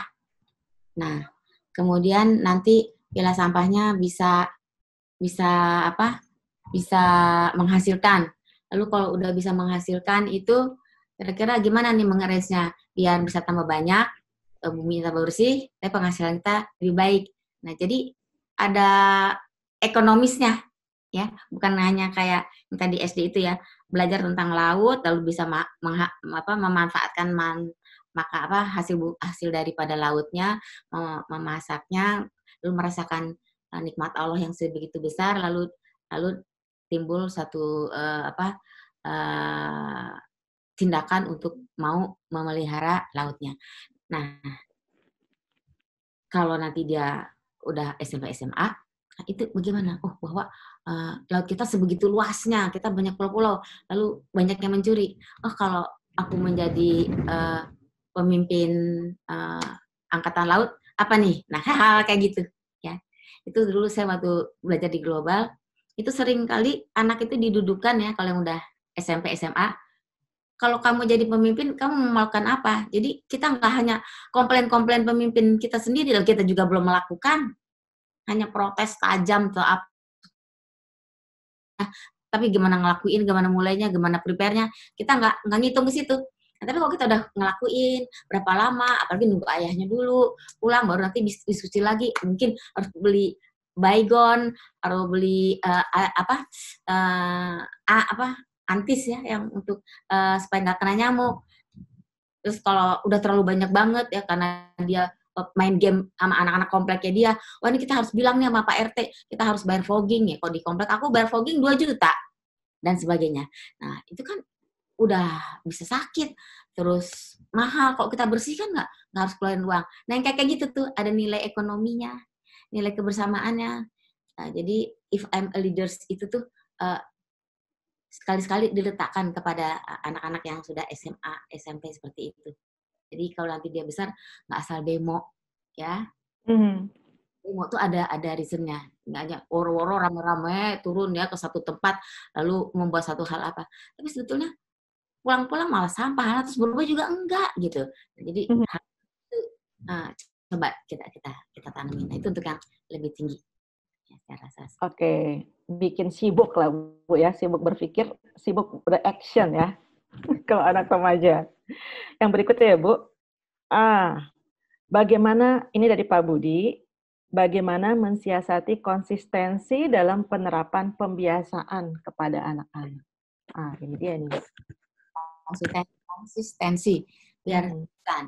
Satu, ya kita orang tua, guru, lingkungan sekolah, itu harus betul-betul jadi teladan. Ayah aja nggak gitu ngelarang-larang ngerokok, dia sendiri ngerokok gitu kan, susah. Nah, jadi harus sebagai leaders tuh harus kuat gitu. Dan kalaupun udah terjadi di rumah dan kita harus bersepakat ya, kita goal ya, ini jadi pembiasaan berapa lama nih di rumah? Jangka pendek di rumah, jangka menengah di rumah, jangka panjang di rumah. Bikin aja seperti itu. Lalu nanti kalau udah bisa goal jangka pendeknya, nanti kita punya reward bersama itu apa? Misalnya gitu, oh jalan ke sini atau bisa begini, begitu. Jadi rewardnya ada lah setelah kita mencapai goal-goal jangka-jangka yang telah kita tanamkan. Nah, untuk seperti itu, jangka menengahnya mungkin kalau anak-anak kita satu kompleks sudah bisa membawa perubahan, itu dengan gampang tuh kita bisa mengarrange Pak RT bisa naik ke camat atau apa gitu, sehingga jangka menengah kita bisa masuk dengan dari satu komplek kita udah kasih pembuktian misalnya begitu. Jadi bisa bikin RT contohan, RW percontohan gitu ya Bu? Ya makanya divideokan sendiri sebelum sudahnya lalu share. Mendingan share kayak gitu daripada kita buka YouTube lalu bahas-bahas artis ya, sampai anak saya yang di sini kan nggak ikutan yang artis Indonesia ya. Oh artis ini tuh ya mobilnya dibakar tuh. Apa sih itu Bu? Aku nggak ngerti. Yang kayak gitu. Terus yang jadi YouTuber di sana tajir, padahal yang dibahas nggak jelas gitu. Negeri kita makin heboh aja tuh sama pandemi. Mendingan yang lain gitu ya. Bikin sendiri. YouTube kita sendiri yang bawa perubahan. Mungkin itu lebih bagus. Oke. Ya. Nah, tadi ada yang tanya juga, Bu. Gimana cara dapetin video seperti Green Khalifa? Itu nanti mungkin kita diskusikan lagi di tim Green Education ya. Ya, itu baru pilot project ya, Bu ya? Pilot project. Oke. Yang bikin siapa, Bu? Yang bikin anak saya. Masya Allah. 3 hari apa? Bu gitu ya. Baik. Berikutnya, Bu, pertanyaannya adalah dari Pak Arief. Untuk aktivitas, apakah berulang dari tahun ke tahun atau berubah? Challenge yang tadi seperti nyamuk itu mungkin, Bu. Oh, untuk aktivitas berubah dong sesuai dengan materi. Insya Allah nih ya, aku berharap supaya Indonesia cepat hilang COVID-nya. Tapi kalau sampai tahun ajaran ke depannya lagi masih di Jepang ini kan sekolah seminggu sekali sebagian, ya sebagian lagi gitu. Jadi emang dibagi-bagi, nggak semuanya masukin karena kan harus ada distance. Nah itu masih ada online berarti ke gurunya di rumah kalau yang nggak ikutan ke sekolah. Nah, kalau dia kelas 1, pas naik kelas 2 beda materinya. Jadi akan terus dia punya proyek-proyek itu sesuai dengan materi yang dia dapat dari gurunya, sesuai dengan kurikulum. Semester 1 apa, nanti semester 2 apa. Nah, kan biasanya kalau kita guru-guru di sekolah kan kita bikin proyek di satu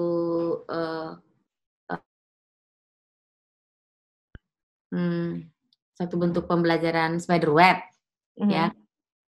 Satu semester itu 1 atau 2 spider web. Nah, jadi dari spider web itu proyeknya apa? Nanti kalau masuk ke semester ke depan kan proyek spider webnya juga udah beda, jadi akan berubah sampai dengan S. Jadi perubahannya mengikuti tahap perkembangannya, kemudian juga materi belajarnya ya Bu ya? Ya, betul begitu. Oke. Pertanyaan yang lain, apakah pembelajaran ini yang tadi kaitannya sama contoh challenge nyamuk itu ya Bu, tetap memperhatikan jenjang usia dan gaya belajar anak? Gaya belajar anaknya nih Bu. Memperhatikan usia itu sudah pasti. Karena kan kalau kira-kira anaknya misalnya lebih bisa diatur, umurnya sekian, mungkin kita bisa nih kasih model spider web untuk nanti skillnya kayak gini, tidak membahayakan. Yang bisa mengukur anak kita sendiri. Nah, lalu nanti jadi umur itu dengan bentuk diskusi bersama penentuannya, itu kita yang harus menakar ya, jangan sampai anak kita harus betul-betul jadi didampingin terus kan agak repot. Ya kita cari yang lalu untuk gaya belajar, maksudnya gaya belajar bagaimana ini Bu? Gaya belajar auditori, gaya belajar visual, itu Bu. Oh ya.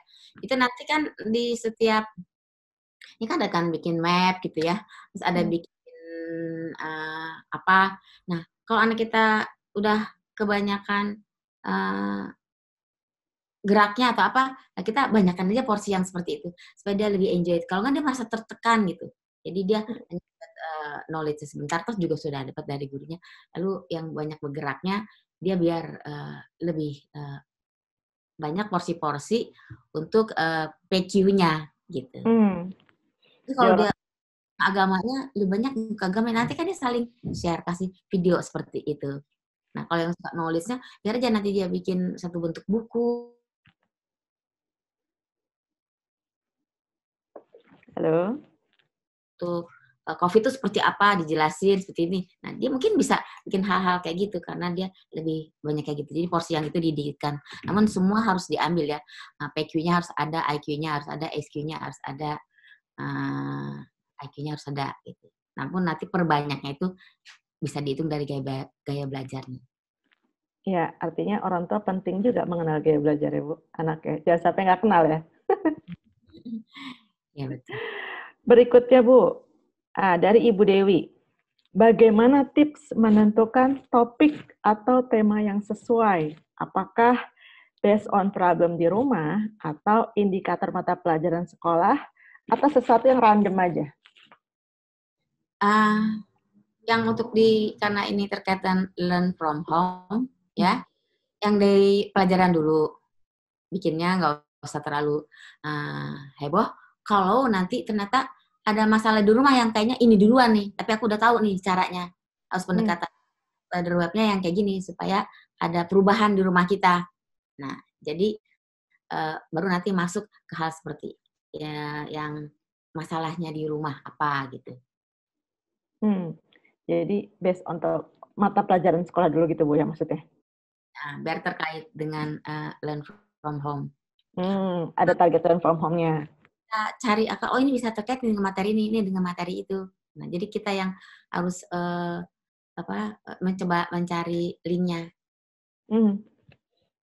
Oke, jadi itu butuh kritisnya orang tua ya Bu di situ? Critical thinkers-nya orang tua. Lanjut ya Bu. Dari Pak Doni Marlindo. Konsep yang sederhana apa yang perlu diterapkan pada anak untuk LFA bagi orang tua yang keduanya bekerja. Nah, ini Bu. Nah, itu LFH dia bekerja, kan ada yang datang dari sekolah. Anaknya bekerja sendiri atau nanti ibunya cek atau dilepas aja begitu? Nah, iya. Itu biasanya, Bu. Masalahnya. Kalau dilepas aja ya saya nggak bisa kasih saran apa-apa. Soalnya mereka juga nggak care nanti hasilnya seperti gimana, malah nanti tambah bahaya. Tapi kalau pengecekannya jam berapa, anaknya report jam berapa, atau hari Sabtu Minggu, kan libur. Udah, kita buat bentuk khalifahnya di hari Sabtu Minggu, sesuai dengan materinya, dikaitkan dengan masalah di rumah kita, begitu. Pendampingan tetap ya, supaya tidak berbahaya. Apalagi saat COVID, nanti dia, perlu ini dia keluar sendiri, lupa pakai masker. Wah, itu kan kasihan. Ya. Iya, iya. Jadi, itu orang tua yang paling tahu schedule gimana cara terbaiknya ngaturnya ya, Bu. Dari Pak Bayu Juniardi, Bu. Bagaimana membuat anak tertarik dan merasa pembelajaran itu bagian dari sekolah walaupun dikerjakan di rumah? Nah, materinya apa nih dari sekolah, ya? Lalu kita aja di internet. Jadi seperti tentang nyamuk gitu ya. Pasti nyamuk sepele gitu. Tapi kalau kita mulai gini, tau nggak kamu 1 detik itu tuh nyamuk tuh bisa 600 kali kepak. Gimana tuh rasanya, caranya? Coba kamu kepak-kepak, mama kasih stopwatch. Wah, udah sekencang-kencangnya kok nggak 600 kali gitu. Nah itu kan barang sekecil gitu. Kalau misalnya dia yang putar-putaran kayak gitu ya, itu aja nggak bisa. Oh pakai kipas angin, itu bisa nggak gitu? Berapa kali putar tuh dia? Nah, terus ternyata dia ada 3.000 sekian jenis. Wah, kayaknya nyamuk itu ternyata beribu-ribu jenisnya. Kayaknya sih sama-sama aja nyamuk. Nah, nanti begitu. Jadi ada hal clue-clue gitu ya, yang membuat curiosity-nya menjadi keluar dan mau jadi pembelajar sendiri. Itu yang waktu itu ada wawancara dari ahli pendidikan Amerika terhadap anak Finland yang menang lomba apa studinya itu. Kamu kok bisa sih anaknya bisa menang gini? Kayaknya kamu pelajaran di sekolah kok kuliah di Finland main-main aja gitu. Karena curiosity untuk mau cari sendiri itu kenceng udah dibangun dari umur kelas 3. Jadi begitu dia ada lomba di SMA, udah ibunya dia diem-diem aja, dia udah tahu nih larinya kemana, mesti dapatnya dari mana. Nah, jadi bentuknya seperti itu. Ya, jadi dibangun. Memancing rasa ingin tahu itu, Bu. Memancing untuk, wah apa nih, itu kita mesti jago-jago. Itu pengalaman kita, Bu ya.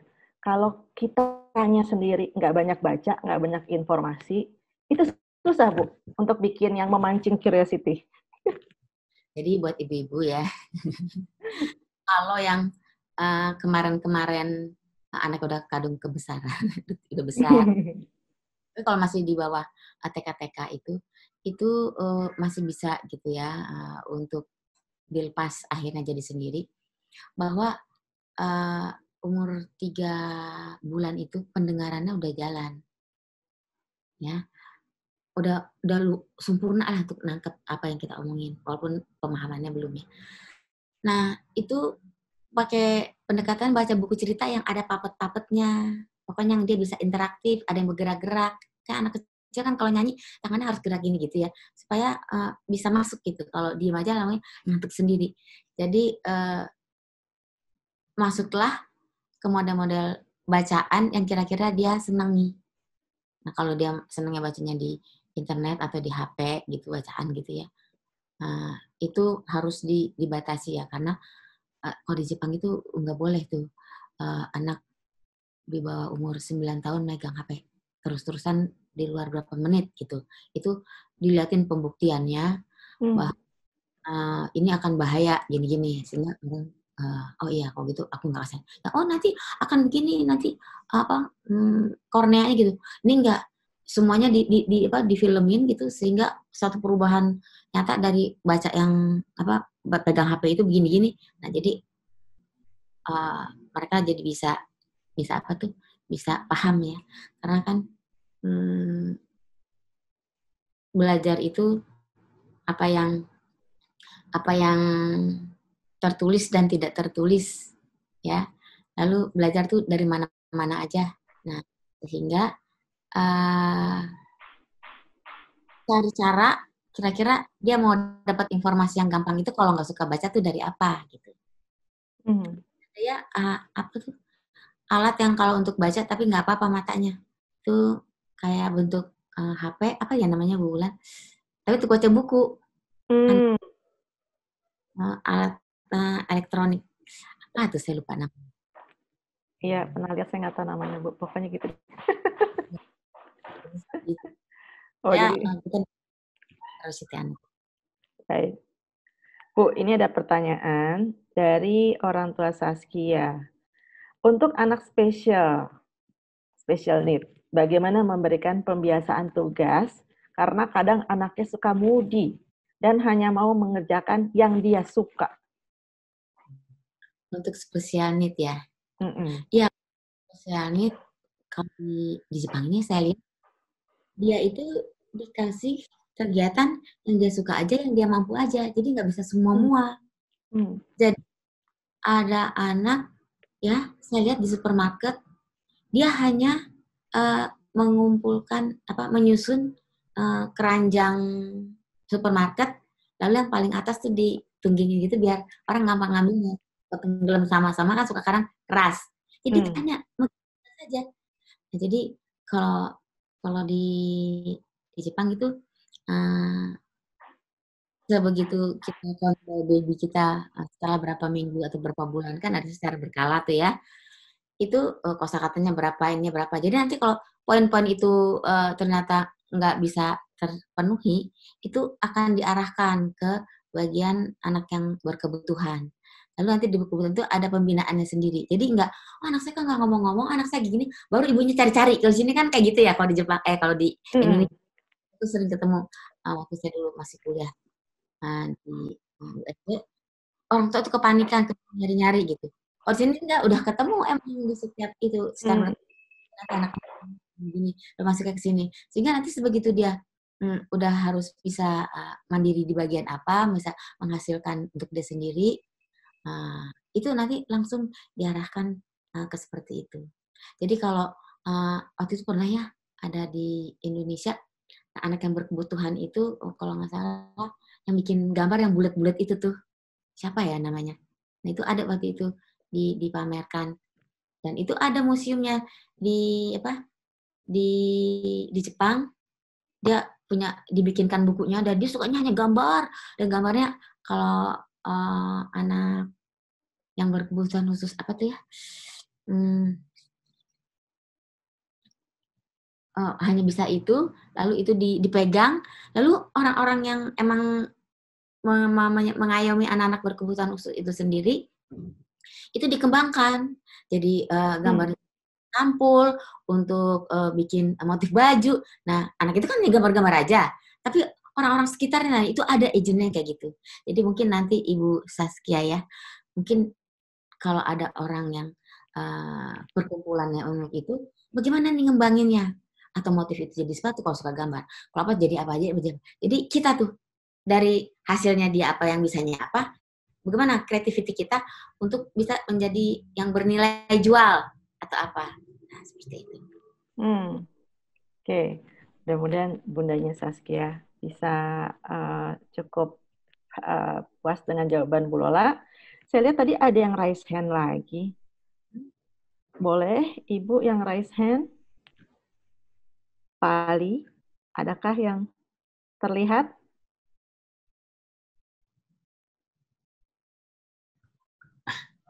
Tadi ada Pak siapa? Pak. Udah diturunkan, coba ada yang raise lagi. Ibu Trisna. Mana Ibu Trisna? Tadi saya sempat lihat.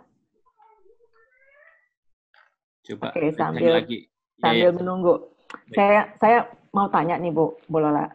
Jadi kalau anak-anak di sana ya, di Jepang itu, mereka diberikan tadi tuh challenge lewat tugas-tugas gitu ya Bu. Ketika mereka misalnya nggak bisa memenuhi target tuh dari tugasnya, ya itu biasanya sikap orang dewasanya gimana tuh Bu? Nah, begini. Dia tuh sendiri. Itu mulai dari daycare saya lihat. Jadi kadang anak makan lama gitu ya, diemut, kayak gitu ya. Iya. Jadi dia duduknya kan berkelompok, makan satu tray isinya apa. Nanti kalau udah selesai makannya dia taruh ke tempatnya, terus dia bawa lap. Jadi mau ngelap bersih atau enggak, tapi dia harus ngelap tuh mejanya. Ya. Pas semuanya udah rapi, udah ngelap, yang satu masih lama. Nanti yang lain dibilang gini, kamu cepet dong, nanti kita nggak bisa main. Kita tuh main, kita harus sama-sama, selesai sama-sama, nanti kita akan keluar dari meja ini, baru kita bisa main. Berarti Lego udah tersedia di pojok sana, kalau udah mulai bisa kan, udah gigi udah apa. Atau yang lain pergi dulu menunggunya. Nah, jadi dia kan jadi merasa, oh iya aku makan ala teman aku jadi nggak main, aku juga nggak bisa main Lego. Nah, itu udah ditanam. Jadi kalau Jepang itu kepedulian sosialnya sangat tinggi. Nah, itu bangun dari kecil-kecil. Itu kan baru belajar makan tuh ya, masih tumpah-tumpah, masih ngelap-ngelap. Tapi udah dikasih tahu, makan. Jadi nanti semuanya udah beres baru kita main. Itu kan, ya aku udah selesai, kamu cepet ya. Ayo, Harif cepet-cepet. Gitu. Temannya yang menyarankan. Nah, kalau dari kecil udah begitu. Lalu kalau udah besar lagi, misalnya softball. Dia kan keren banget ya anak-anak Jepang. Dan softball hari apa kumpul. Itu kan kumpul, ntar ibunya nganterin, bapaknya nganterin untuk ketemu. Kata dia jangan sendiri.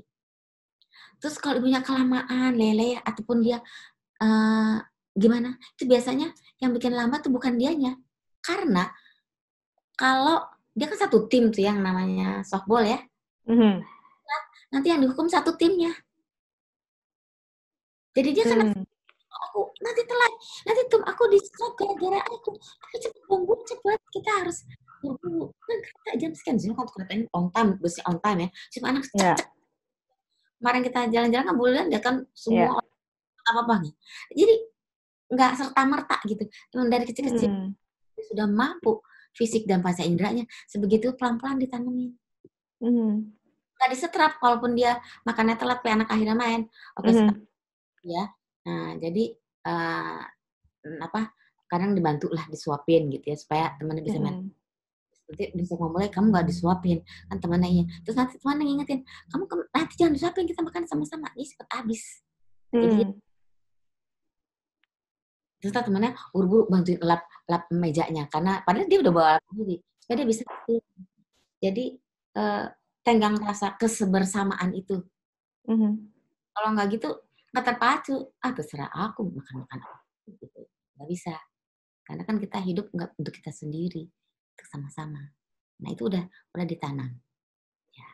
Jadi kontrol sosial itu ya Bu, kontrol sosial jalan ya, dan itu punishment sosial juga jauh lebih menyakitkan Bu daripada sendiri gitu.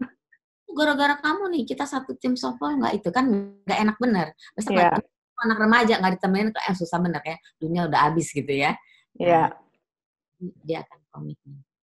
Baik. Nenek di sini ya, kalau ada anak rada-rada, dia gampang aja loh ngasih tahu gitu. Dan biasanya anak yang kita nggak boleh balik marah. Ntar yang lain pada ngeliatnya udah pada takut bahwa dia emang salah seperti itu. Oke. Guru juga di sini kalau sekiranya emang hukumnya untuk umum, fine. Iya. Oke, terima kasih banyak Bu jawabannya. Ada pertanyaan lagi dari Ibu yang lain yang mau raise hand, boleh. Masih ada kesempatan, kita masih punya waktu. Cukup untuk beberapa pertanyaan. Ya. Oke. Kalau misalnya sambil nunggu yang mau bertanya, kita kembali ke challenge kita nih, Bu. Ya, ke challenge kita.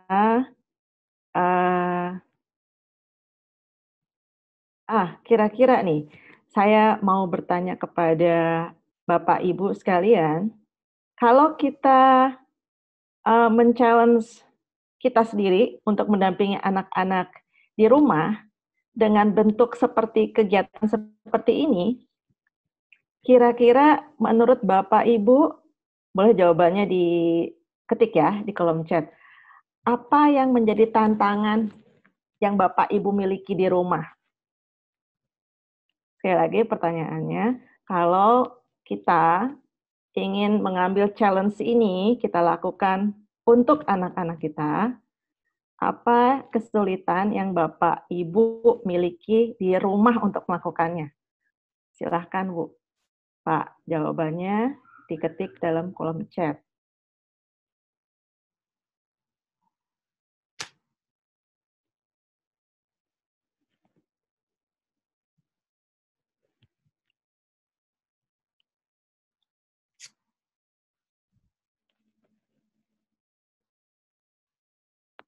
Oke, kesulitannya Pak Doni bilang jenis kegiatan masing-masing anak karena perbedaan usia. Oke, gimana tuh kalau misalnya beda usia tapi challenge-nya sama? Ada yang jawab masalah konsistensi. Ada yang jawabnya anaknya kayaknya sulit diajak kompromi. Ada yang jawab juga kalau ada di perangkat tools-nya, mungkin tools-nya nggak lengkap. Rumah sudah menjadi zona aman, nggak ada nyamuk. Itu betul susah tuh, Bu. Pengaturan waktu, kemudian kesulitan, anak tidak patuh karena kadang anak-anak lebih patuh terhadap gurunya. Nah, manajemen waktu, anaknya cepat bosan. Oke, kesabaran harus ditambah. Minat ortu, minim ilmu. Silakan Bu Lola punya komen apa nih terhadap jawaban partisipan kita? Kalau banyak kendala-kendala seperti itu, ya, jadi tetap pakai prinsip datang kepada mereka, lalu diskusi bersama mereka, lalu kemudian satunya lagi mengerjakan bersama mereka. Kita udah taruh juga nih list, kira-kira yang akan, ini gimana nih satu-satu. Kamu apa nih malesnya? Ini gimana gitu. Lalu itu dulu aja mungkin yang dibahas. Lalu kita bagaimana membawa perubahan itu. Begitu. Jadi sebelum masuk ke tahapan prinsip untuk perubahan, dari yang kendala-kendala kita ini dulu kita selesaikan sama-sama. Apa kita oke, mau bawa perubahan atau tidak, seperti itu. Tapi ya, hope yang ke depan, kira-kira mau seperti apa? Kalau kita mau arah ke sini, kita akan begini. Kalau dulu saya, waktu anak-anak masih kecil, itu ibu keluar cari uang beresin rumah. Bapak keluar cari uang. Anak sekolah. Terus ini juga sekolah. Anak saya 2. Nih ya, ibu di rumah nih ya. Terus ibu tulis nih, aku tulis Bu. Ya, nyuci Bu, banyak benar gitu. Ini adil nggak gitu. Terus bapaknya, ya deh, aku bagian cuci baju karena kan masukin ke mesin cuci pencet jadi gitu ya. Sama-sama biar sama bapak, Opan sama bapak yang ngejemur. Oh ya aku ini, akhirnya dapat Bu listnya. Udah dapat pembagian kerjanya, baru deh kita mulai masuk ke pembenahan. Ini. Nah, kita harus rekam before after. Itu lama-lama nanti kritis sendiri. Rasa risih sendiri karena udah jadi pembiasaan. Jadi kalau di mana-mana tuh otomatis nanti dia akan seperti itu karena Taufan dari kecil itu dia bagiannya cuci piring sebetulnya main air ya dia maunya dulunya gitu. Main airnya. Nih kalau ke rumah kakaknya yang udah berkeluarga udah enteng aja cuci piringnya. Ke rumah neneknya habis makan dia cuci piringnya.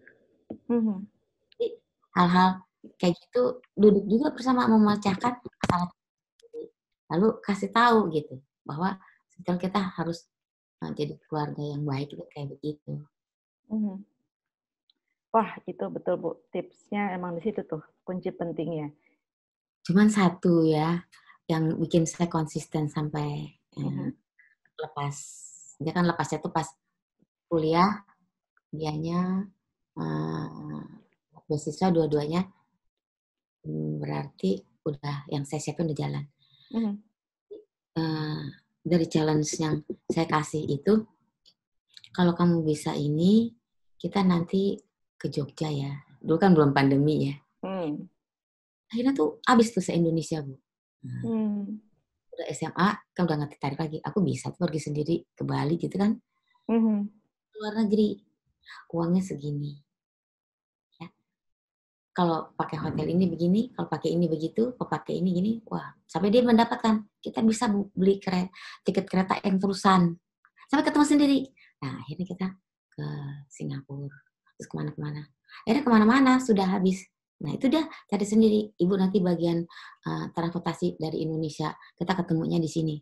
Itu karena kita bangun kebersamaan. Nah, dilihat dari satu kampung ke kampung lain, dari satu rumah ke rumah yang lain, itu pelan-pelan menjadi satu pembelajaran. Kan proses itu macam-macam ya, proses belajar. Ada dengan cara comparing, atau dari pengalaman, atau dari percobaan. Nah, itu macam-macam itu bentuk-bentuk cara belajar. Nah, itu bisa lah nanti ibu bapak untuk apa yang dia sudah hasilkan, ntar menjadi satu bentuk kepuasan hasil kerja mereka dan kebanggaan. Mungkin ada comparingnya, ada apanya. Wah, aku di negara lain gini lah. Oh, di kampung lain begini. Itu kalau kita pergi ke yang menghasilkan yang ke Ambon, tetapi di daerah tertentu itu yang menghasilkan minyak kayu putih, itu sungainya, lautnya itu bersih. Beda kalau kita pergi ke Cilincing kemana-kemana. Nah, satu negeri aja bisa ada gini, bisa ada gitu. Nah, nanti kita ngomong, kok kita kalau ke Cilincing orang ngomong apa situ aja ya Bu ya, sini nggak? Kita tanya. Kita kan kadang-kadang suka beli seafood bakar-bakaran tuh yang di gitu ya. Terus kita pergi ke ke daerah Maluku yang hasilnya kayu putih itu juga bicara-bicara sama anak makan-makan ikan laut. Terus mereka cerita orang dapat makan dari alam ikan, kok kita harus jaga gitu-gitu. Oh, sebetulnya ini lebih baik. Itu lama ketanam. Nah, itu critical thinkersnya jadi problem solver, jadi apa? Itu akan jalan sendiri. Ditata. Sehingga yang kayak Finland bilang 3 tahun jadi pembelajar umur kelas 3 ya. Oke.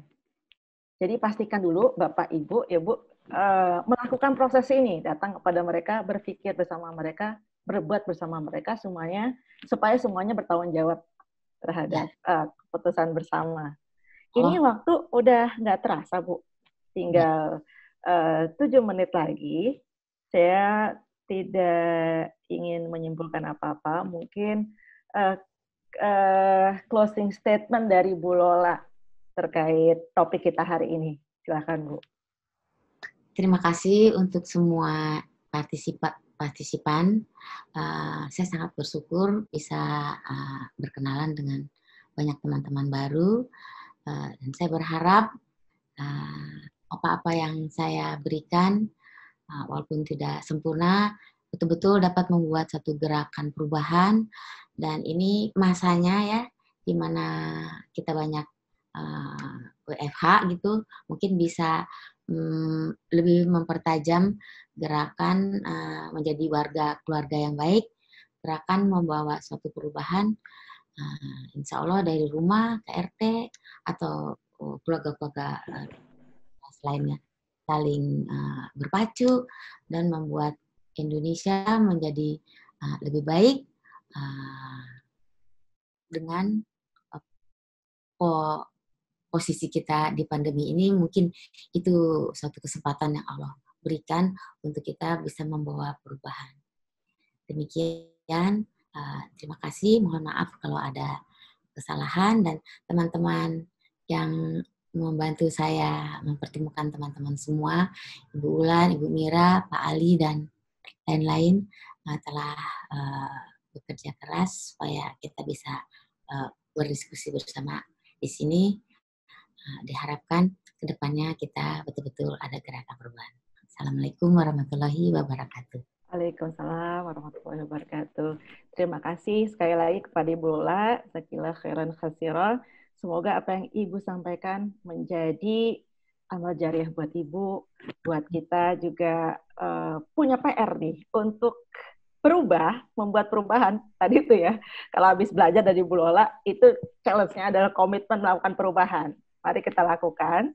Dan saya ingin, ya Bu, saya ingin menyampaikan juga bahwa 2 minggu lagi kita akan masih punya kesempatan belajar bersama Ibu Lola, ya. Dan topiknya ini lebih tajam lagi, ya. Topiknya adalah membangun kepedulian anak terhadap lingkungan rumah melalui LFH. Wah, luar biasa. Saya butuh banget nih, terutama Bu. Saya bacakan lagi ya. Membangun kepedulian anak terhadap lingkungan rumah melalui LFH. Anak lagi di rumah, ya, kesempatan sekali nih untuk membangun kepedulian. Karena kadang anak kita masih ya belum otomatis bergerak, harus banyak diingetin. Ya, gimana caranya supaya membangun kepedulian itu lebih dari internal kontrol.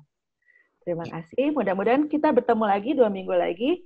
Dan kita akan senang kalau Bapak Ibu mau melakukan perubahan yang kita dapat dari topik hari ini dengan membuat challenge tadi. Kalau tadi nyamuk ya, bikin aktivitas yang lain, silakan bersama anak-anak. Dan 2 minggu lagi kita bisa sharing. Nih, apa nih hasilnya dari challenge yang kita lakukan masing-masing. Ya, sepertinya akan seru. Baik, Ibu Mira, saya kembalikan acara kepada host utama dari saya. Mohon maaf atas segala kekhilafan. Mudah-mudahan semuanya bermanfaat. Billahi taufiq wal hidayah. Assalamualaikum warahmatullahi wabarakatuh.